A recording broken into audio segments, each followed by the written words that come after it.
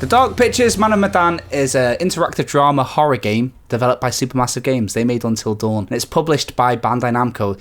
You know Bandai-Namco, right? So it's the Dark Pictures Man of Medan, the first installment in this Dark Pictures series, Man of Medan being episode number 1. It's me, Jake Kulkowski. Liam McKelvey, you're with me right now. I am here. I am also here. Good. I'm glad you're here because there's one thing that I've kind of learned from Man of Medan is that your friends can die at any time. So I'm glad you're still with me. We've both finished the game. We did. Nice and swift-like. So we're ready to talk to you all about it on launch day. Man of Medan is kind of Until Dawn 2, but don't call it that to the people that made it. It's pretty much Until Dawn. If you've played Until Dawn, you're going to have a big shock of, oh, this is very familiar.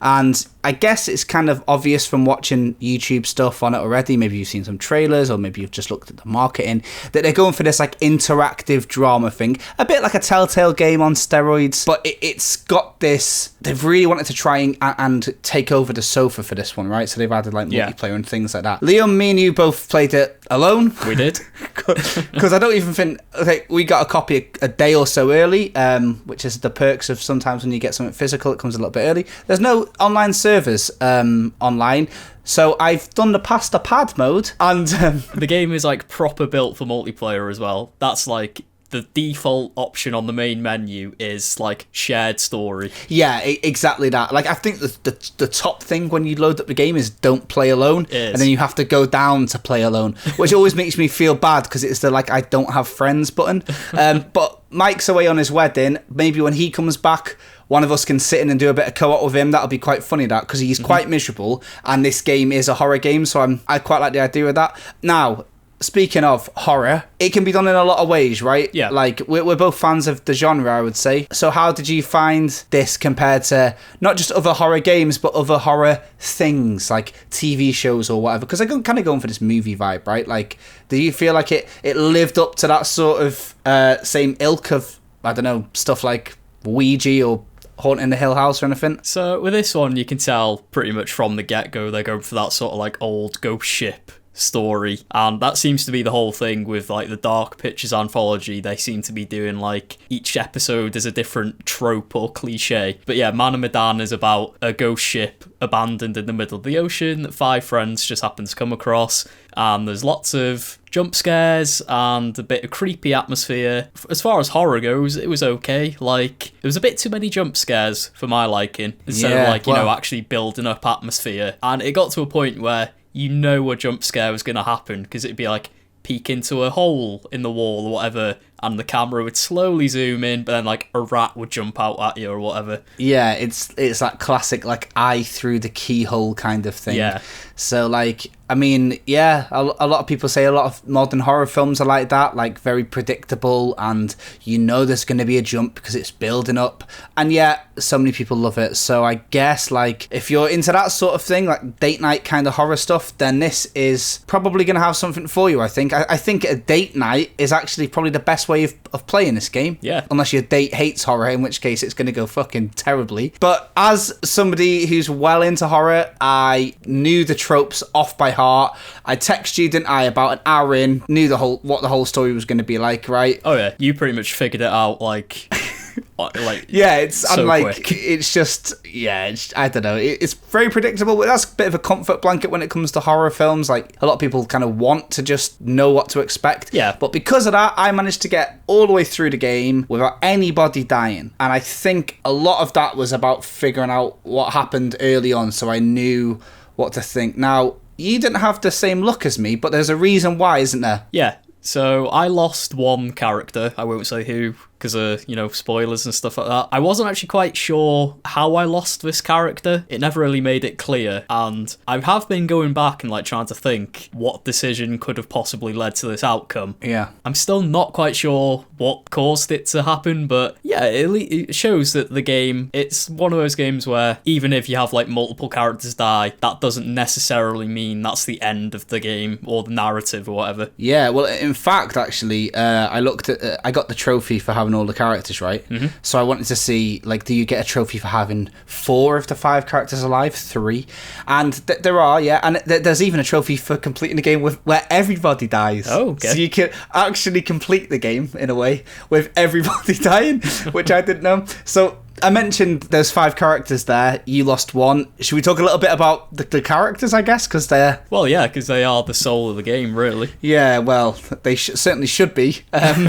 But so let's talk about it then. So you've kind of got 5 characters. Wait, you've got 2 pairs of siblings. Yes. So you've got Alex and Bradley, who are 2 brothers, and then you've got Conrad and Julia. Yeah, Conrad, that's it, and Julia. So Julia and Alex are an item, right? And then Bradley and Connie are just like the brothers of the couple, and then you've got Fliss, who's like a flipping... She's like the no-nonsense type. Yeah, she's like the skipper. Like, basically, the premise of the whole thing is these 4 people are on, like, a diving expedition, and Fliss is, like, the skipper of the boat, right?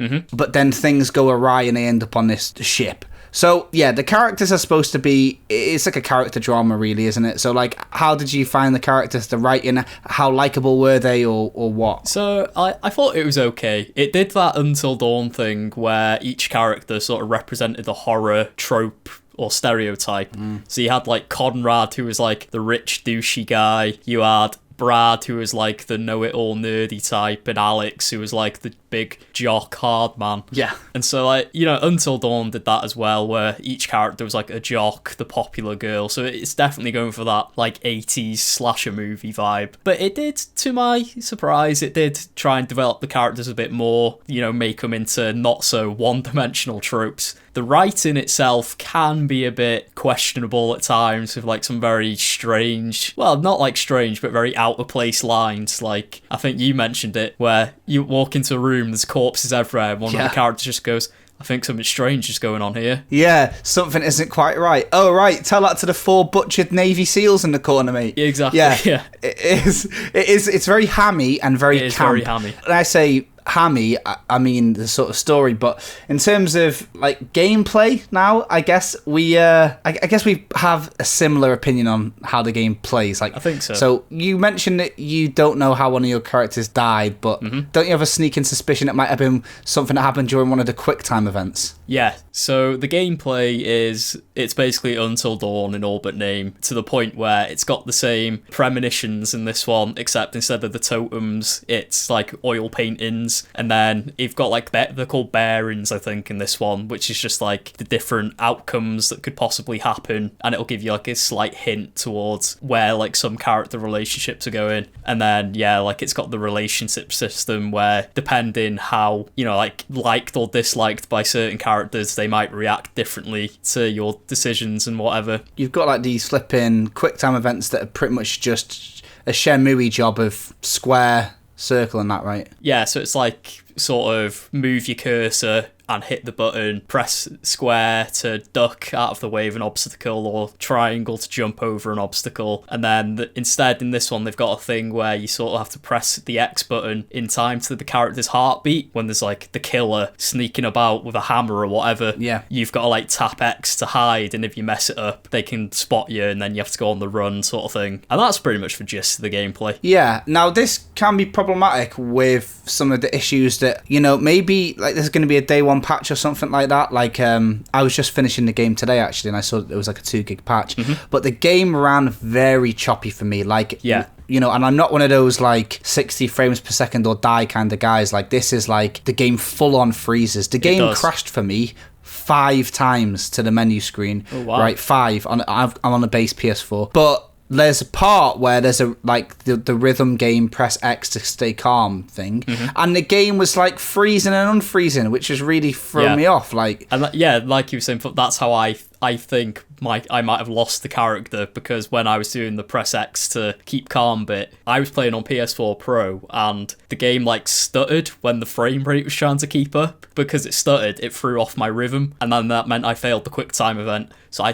think that it might have directly caused me losing the character that I did. Yeah, which is really kind of not what you want when you're trying to build up, this whole actions have consequences vibe, where like you are dying because of something wrong with the game. Yeah. So I'm not sure how many other people have brought that up, and maybe they're going to patch and fix that out. So one thing that I kind of found odd was like the one thing we haven't mentioned is there is like free movement outside of the cutscenes and QTEs. Yeah. But it's never action based, so you're never having to run away from a killer when you're moving about. Like it really reminds me of Resident Evil 1, or like it's got these fixed camera angles. Maybe they'll slightly glide, but it's fixed camera angles, tank control, sort of grey corridor gameplay all the way through. Really, you're pretty much confined to corridors and locker rooms for most of the game. Yeah. So I was kind of, hopefully it's not a spoiler, but I was a bit shocked to find that there wasn't at least any point in the game where you needed to use that movement to maybe escape from anything or whatever. All the action is confined to the quick time events. Yeah. I guess it sounds like we're being pretty critical of this, but there's one thing, one bit of credit I really have to give it, and it's the price. Like, it's not a full price game. No. It's got this replayability value in the sense that, like, yeah, your actions have consequences. You could try and finish the game with everyone alive. You could try and finish the game with everybody dead. Yeah, there's plenty of different outcomes for the story, depending how you play it, what decisions you make, so there is definitely a replay value to it. Yeah, and then you've got this sort of multiplayer mode, which, even though me and you haven't played it, like, we discussed it yesterday, right, like how it must work. So there's parts in the game where your characters are split up, like the flipping Mystery Inc. themselves, and I guess in proper multiplayer mode you can control these characters at the same time, whereas the pass to pad mode is essentially the single player experience, but then when the game changes from character A to character B, it will say, now change the pad over to the next person in the room, which doesn't really change anything in terms of how the game plays out. So with the multiplayer added in and the price being like literally half the price of a full game, and despite being half the price, it's short, but it looks pretty nice. Lip sync is way off, I think, but it's rare that they get it right. But overall, I think it's fair. I think it's fair for the price. Like, I would say, like who would you say that this is for, kind of thing? Definitely fans of like interactive adventure games. So if you're a big like Telltale fan or whatever, or you really did love Until Dawn, you're probably gonna like this one as well. You might, not be into the story as much, or like some of the technical issues might put a damper on your experience, but like if you're sat there with a few friends, or you've got a PlayStation or Xbox Live party chat going online, and you've got a nice group of friends, like 3 or 4 of you, whatever, and you put this on, you're probably gonna have a good time, because it does have that like vibe of watching a sort of campy 80s slasher movie. Yeah, absolutely. Like, the way I see it is like, this is definitely for people who already know what they want to get out of it. This is, like I said to you, it's like a Big Mac. Yeah. Do you know what I mean? If you're snobby about a Big Mac, you're an arsehole. Like, you're going into this knowing it's going to be cheesy and probably a little bit like, oh, really? Mm-hmm. Would you really go into that corridor? But if you know exactly what to expect, and you're paying for exactly what you expect, and you're not looking for like some genre-pushing psychological horror masterpiece, and you're just looking for the game equivalent of a Big Mac, then that's it, really, isn't it? Yeah, you'll have a good time. Well, depending on how much you like it, it'll probably affect if you want to replay it and stuff like that, but I reckon even if you just do the one playthrough of it, you'll have a decent enough time. You'll have some good memories out of it if you play it with mates. There's nothing really to argue about, apart from the technical issues of it, because again, like, all the story and stuff will be purely subjective. But yeah, like, the only like real negative I have about it is the technical issues. Yeah, and again, just as a reminder to everyone listening at home, the version you'll be playing is out officially today. We were playing it a little bit early, so perhaps there's a reason why there's issues there. It normally happens. There we go. Man of Medan. It's out today pretty much everywhere, isn't it? Xbox and PS4. PC as well. PC, yep. That's it. Not on Nintendo Switch, but don't worry about that. Don't ask any questions. We'll see you very, very soon for the next one. There's so many games coming out there. Oh my god. Oh, I know. So we're going to absolutely team up and do some more stuff in a bit. So nice one, guys. Cheers very much. If you've played it, let us know what you think of it. If you haven't played it, let us know why you're going to get it, why you're not going to get it. Just say something, innit? See you later. Bye-bye.